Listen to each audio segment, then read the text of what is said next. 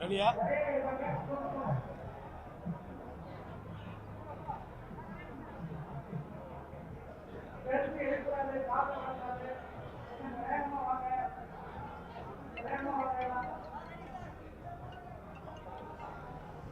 மாண்புமிகு தமிழகத்தினுடைய நிரந்தர முதல்வர், மதிப்பிற்கும் மரியாதைக்கும் உரிய அண்ணன் மு.க. ஸ்டாலின் அவர்களுடைய 73வது பிறந்த நாள்.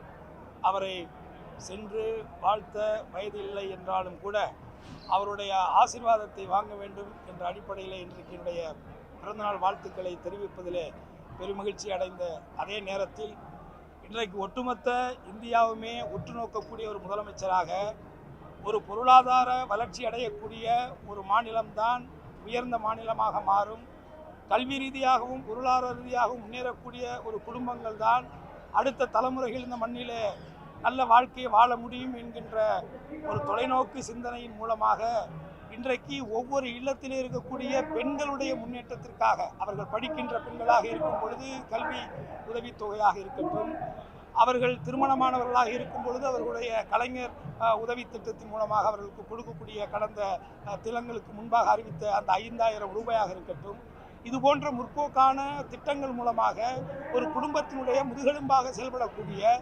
பெண்களுடைய வாழ்க்கைக்கு உயர்த்தக்கூடிய உயர்ந்த திட்டங்களை ஒவ்வொரு நாளும் செயல்படுத்தக்கூடிய அண்ணன் மு.க. ஸ்டாலின் அவர்களை ஒரு தாய்மானவர்களாக இந்த முக்குளத்தூர் புலிப்படை பார்க்கிறது.